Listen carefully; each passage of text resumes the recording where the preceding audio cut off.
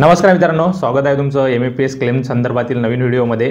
तुमच्या सर्वांना माहितीच आहे की 3 सप्टेंबर रोजी MAPSचे जे पेंडिंग पेमेंट होते तर त्यापैकी बऱ्याच मुलांचे पैसे जमा झालेले आहेत, पण सर्व मुलांचे पैसे इथं जमा झाले नाहीत। खूप मुलांचे पैसे अजूनही पेंडिंग आहेत। तर काही मुलांना अर्धे पैसे आलेत आणि अर्धे पैसे आले नाही। मुलांचे अर्धे पैसे राहिलेत ते पैसे कधी जमा होतील आणि ज्यांचा पूर्णच क्लेम पेंडिंग आहे तर त्यांचे पैसे कधी जमा होतील हा एक प्रश्न आहे। दुसरा प्रश्न असा आहे की ज्यांचे पेमेंट फेल झाले, आपण खूप दिवसापासून व्हिडिओ बनवत होतो की आधार सेडिंग करून घ्या, आधार सेडिंग करून घ्या। तरीही खूप मुलं असे आहेत की त्यांनी आधार सेडिंग करून घेतलं नाही। आपले व्हिडिओ बनवून आपण थकलो, पण त्यांनी त्या व्हिडिओपासून काहीच नॉलेज न घेता किंवा काहीही त्याचं गांभीर्य त्या गोष्टीचं लक्षात नाही घेतलं आणि त्यांचे पेमेंट परत एकदा फेल झालेले आहेत। खूप साऱ्या मुलांचे आपल्याला कमेंट येतात। त्यानंतर बरेच मुलं असे आहेत की ज्यांचं पेमेंट तर सक्सेस दाखवतं आहे पण त्यांच्या अकाउंटला पैसे गेलेले नाही आहेत।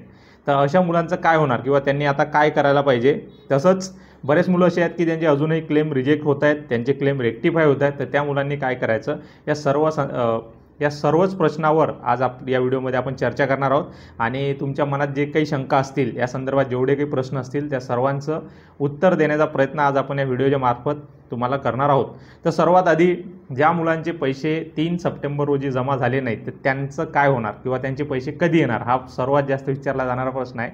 तर आता शनिवार, रविवार आणि सोमवारही समजा थोडाफार, तर हा सुट्ट्यांचा दिवस आहे, त्यामुळे 3 सप्टेंबरनंतर कोणालाच पैसे आलेले नाही आहेत। जे पैसे आले ते 3 सप्टेंबरला आले, त्यानंतर कोणालाच पैसे आले नाहीत। तर तो झाला पहिला टप्पा। पहिल्या टप्प्यामध्ये जवळपास एक 24 ते 25 कोटी रुपयांचं वाटप झालेलं आहे आणि आता पुढच्या टप्प्याची वाट आहे। तर दुसरा टप्पा कधी येणार? तर आता माझ्या अंदाजानुसार जर सोमवारी सरकारी ऑफिस जर सुरू असेल किंवा सरकारी जर बँक वगैरे चालू असतील तर सोमवारी पेमेंट येऊ शकते किंवा मंगळवार, सोमवार किंवा मंगळवार या 2 दिवशी येण्याची खूप जास्त शक्यता आहे।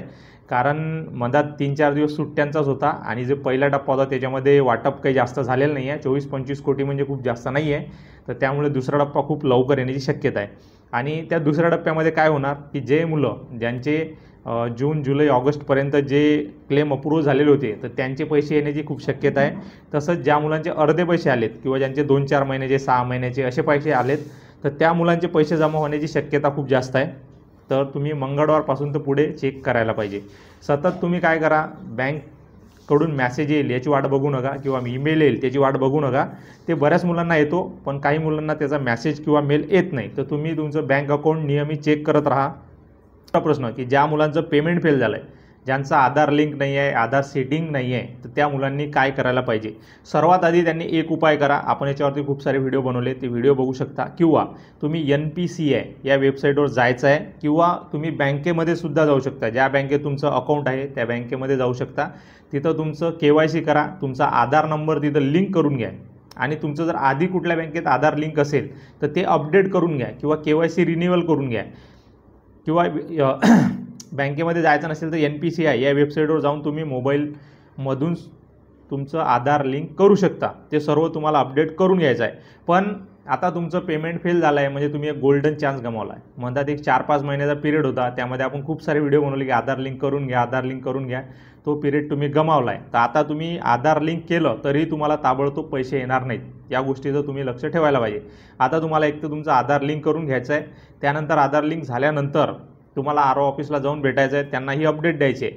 तसंच जर RO ऑफिसला जाणं शक्य नसेल तर डेस्क 10ला मेसेज करायचा आहे किंवा मेल करायचा आहे की माझं आधारमुळे माझं पेमेंट फेल झालं होतं, पण मी आता आधार अपडेट केलं आहे आणि आता माझं पेमेंट परत करावं। तर ते लगेच तर येणार नाही, ते पेमेंट यायला तुम्हाला आता उशीर होईल। कारण मागच्या वर्षी ज्या मुलांचे पेमेंट फेल झाले होते त्यांना 2-3-4 महिन्याचे लागले होते यायला। तर तुम्ही आता गोल्डन चान्स गमावला आहे। आता तुम्ही फक्त आधार लिंक करून ठेवा आणि त्यांना भेटून त्यांना अपडेट द्या, जेणेकरून परत भविष्यात जेव्हा पैसे येतील 2-3 महिन्याच्या बाद किंवा 1 महिन्याच्या बाद तेव्हा तुम्हाला ते पैसे भेटणार। पैसे आहेत की त्या मुलांचं पेमेंट तर सक्सेस दाखवत आहे पण त्यांच्या अकाउंटला पैसे जमा झालेले नाही आहेत। तर अशा मुलांच्या बाबतीत खूप सारे प्रश्न होऊ शकतात। सर्वात आधी तर त्यांचं समजा एकपेक्षा जास्त जर बँक अकाउंट असतील तर त्यांना माहीत नसेल, त्यांना असं वाटत असेल हे माझं आधार लिंक आहे, पण त्यांचं दुसरं अकाउंट लिंक असू शकते, त्यामध्ये पैसे जाऊ शकतात। सर्वांनी तुमचे जेवढे काही बँक अकाउंट आहेत ते सर्वांचं बँक बॅलन्स चेक करायला पाहिजे। दुसरी गोष्ट अशी होऊ शकते की एखादं अकाउंट तुमचं असेल आणि ते तुम्ही काहीतरी कारणासाठी ते बँक अकाउंट बंद केलं असणार, तर त्याच्यामध्ये सुद्धा तुमचे पैसे जाऊ शकतात किंवा त्याला जर आधार तुमचं लिंक असेल तर त्यामुळे तुमचा हा प्रॉब्लेम येऊ शकते. तर तुम्ही असं जर कुठलं अकाउंट बंद वगैरे केलं असेल आणि आधार शेडिंग त्याला असेल तर ते कॅन्सल करून जे तुमचं सध्या जे रनिंग अकाउंट आहे तर त्याला आधार शेडिंग करून घ्या. तसंच ज्या मुलांचे 18 वर्षापेक्षा कमी वयात बँक अकाउंट ओपन केले ते मायनर अकाउंट आहेत तर त्यांचा पण प्रॉब्लेम होते. तर त्यांनी बँकेमध्ये जाऊन किंवा मॅनेजरला भेटून तो जर प्रॉब्लेम जर असेल तसा तर तो सॉल्व्ह करून घ्यायचा आहे. तर अशा प्रकारे तुम्ही हा सॉल्व्ह करू शकता प्रॉब्लेम. तर हे ज्यांचं पेमेंट आलेलं नाही किंवा ज्यांचा आधार लिंक नाही तर त्यांनी अशा प्रकारे उपाययोजना करायला पाहिजेत. आणि ह्या कशा करायच्या याच्या संदर्भात आपण सेपरेट व्हिडिओ बनवलेले आहेत. तर ते व्हिडिओ तुम्ही बघू शकता. त्याच्यातून तुम्हाला भरपूर गोष्टी माहीत होतात. आणि तरी जर तुमच्या मनात काही डाऊट असतील तर तुम्ही कमेंटमध्ये आपल्याला विचारू शकता. आपण प्रत्येक प्रश्नाचं उत्तर देण्याचा प्रयत्न इथं करत असतो. तसेच बरेच मुलं असे आहेत की त्यांचे क्लेम रिजेक्ट झालेत किंवा रेक्टिफाय झालेत आरोकडून आणि त्यांना एकतर मंथली क्लेम सबमिट करायला सांगण्यात येत आहे किंवा त्यांच्या बँक स्टेटमेंटमध्ये काहीतरी प्रॉब्लेम आहे किंवा त्यांना NSE सर्टिफिकेट अपलोड करायला सांगण्यात येत आहे. कारण आता NSE सर्टिफिकेट हे कंपल्सरी करण्यात आलेलं आहे.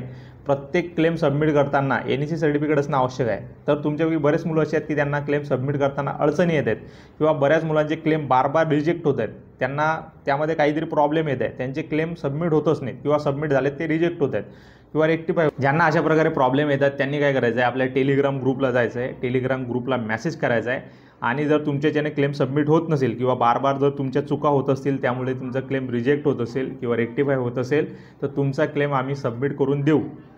पण त्यासाठी एक फी लागेल. ते फी घेऊन आम्ही तुमचा प्रॉब्लेम जो काही असेल, समजा क्लेम सबमिट करताना जो प्रॉब्लेम येत असेल तो प्रॉब्लेम तुमचा सॉल्व्ह करून देऊ किंवा त्यामध्ये तुम्हाला जे काही मदत होईल ती मदत करू तुम्हाला. बऱ्याच मुलांना NSE सर्टिफिकेट अपलोड करायला सांगण्यात येत आहे पण त्यांना NSE सर्टिफिकेट अपलोड करायचा ऑप्शन येत नाही. तर त्याचे 2 कारणं असू शकतात. एक तर तुमचा क्लेम रिजेक्ट झाला नसेल, तुमचा क्लेम आरोकडून रिजेक्ट असेल, इस्टॅब्लिशमेंटकडून नसेल. तर तुमचं जर समजा असा ऑप्शन येत नसेल तर तुम्ही काय करायचं आहे, तुमच्या BTRIमध्ये जायचं आहे किंवा तुमच्या कंपनीत जायचं आहे. त्यांना पण तो क्लेम परत रिजेक्ट करायला सांगायचा आहे. त्यानंतर तुम्हाला तो ऑप्शन येऊन जाईल किंवा 2-3 दिवसानंतर तुम्ही असं अपडेट करत राहा, त्यामध्ये रिफ्रेश करत राहा आणि परत ट्राय करून बघा. त्यानंतर तुम्हाला तो ऑप्शन येईल. आणि तरीही तुम्हाला तो ऑप्शन येतच नसेल तर तुम्ही आम्हाला टेलिग्रामवर मेसेज करू शकता. आम्ही त्या प्रॉब्लेमचं सोल्युशन काहीतरी काढून तुम्हाला नक्कीच देऊ आणि त्याच्यावर काहीतरी सोल्युशन तुम्हाला नक्कीच देण्याचा प्रयत्न करू. तर अशा प्रकारे अपडेट होती. सर्वांनी काय करायचं आहे, आता ज्या लोकांना समजा पैसे आलेले आहेत आणि ज्या लोकांना अर्धे पैसे आले आहेत, बाकीचे आलेले नाही आहेत किंवा इतरही आपल्या चॅनलच्या माध्यमातून किंवा आपल्या व्हिडिओच्या माध्यमातून जर तुम्हाला मदत होत असेल किंवा तुम्हाला असं वाटत असेल की या चॅनलची व्हिडिओ बघून तुम्हाला काहीतरी फायदा झाला आहे तर तुम्ही एकच गोष्ट करायची आहे, आपल्या व्हिडिओला लाईक करायचं आहे, शेअर करायचं आहे. शेअर जास्तीत जास्त करायचं आहे. कारण की तुम्हाला आता या योजनेचा फायदा झालेला आहे, तुमचे प्रॉब्लेम सॉल्व्ह झालेले आहेत. पण तुमच्यासोबत ज्या मुलांनी अप्रेंटिसशिप केलेली आहे त्यांचे जर क्लेम सबमिट झाले नसतील किंवा त्यांच्या क्लेममध्ये जर काही प्रॉब्लेम असेल तर त्यांच्यापर्यंत ही व्हिडिओ पोचवा, जेणेकरून त्यांचे प्रॉब्लेम सॉल्व्ह होतील, त्यांचा क्लेम अप्रूव्हल होईल आणि त्यांना पण या योजनेचा फायदा होईल, त्यांना पण पैसे भेटतील. तर हाच आपला अल्टिमेट उद्देश आहे व्हिडिओ बनवण्याचा. तर तुम्ही व्हिडिओला आपल्या लाईक करा आणि चॅनलला सबस्क्राईब करून जास्तीत जास्त मुलांपर्यंत व्हिडिओ शेअर करा. त्याच्यामुळे कसं आहे, शेअर करायचे किंवा लाईक करायचे पैसे लागत नाहीत. पण तुमचा एक शेअर जर एखाद्या गरजू मुलापर्यंत पोचला, त्याने आपले व्हिडिओ बघून जर त्याचा क्लेम सबमिट केला तर त्याला 1 वर्षाची अप्रेंटिसशिप असेल तर 42,000 रुपये भेटू शकतात. 2 वर्षाची असेल तर 84,000 भेटू शकतात. 3 वर्षांची अप्रेंटिसशिप असेल तर 1,26,000 पर्यंत त्याला पैसे भेटू शकतात. त्यामुळे तुमचा एक लाईक कुणाचं खूप सारं भलं करू शकते. खूप सारे गरजू आणि गरीब विद्यार्थीच ITIमध्ये असतात. त्याच्यामुळे सर्व विद्यार्थ्यांचा फायदा झाला पाहिजे, हाच आपला एक उद्देश आहे व्हिडिओ बनवण्याचा. तर त्याच्यासाठी तुम्ही व्हिडिओला लाईक करा आणि जास्तीत जास्त शेअर करा. आणि आपला जो टेलिग्राम ग्रुप आहे त्याची लिंक आपण डिस्क्रिप्शनमध्ये देऊ. टेलिग्राम ग्रुपला तुम्ही जॉईन व्हा, म्हणजे तुम्हाला नवीन अपडेट येत राहतील. आणि MAPS क्लेमच नाही तर आपण जॉब रिलेटेड किंवा इतरही गोष्टी किंवा कुठलेही जे काही प्रॉब्लेम असतील तुम्ही त्याच्यामध्ये कमेंट करू शकता. आपण यथाशक्ती जे काही समजा सोल्युशन द्यायचा प्रयत्न आपण त्यामध्ये करत असतो. आणि आपल्या ग्रुपमध्ये 1,000च्या वर मेंबर झालेले आहेत. तर त्यापैकी बरेच असे विद्यार्थी असतात की ते पण तुमच्या प्रॉब्लेमचे सोल्युशन सांगतात. तर तुम्ही त्या टेलिग्राम ग्रुपला पण जॉईन व्हा आणि तुमचे जे काही प्रॉब्लेम असतील तुम्ही कमेंटमध्ये पण सांगू शकता किंवा त्या टेलिग्राम ग्रुपवर पण मेसेज करू शकता. तर असा चॅनल सपोर्ट चालू ठेवा. धन्यवाद.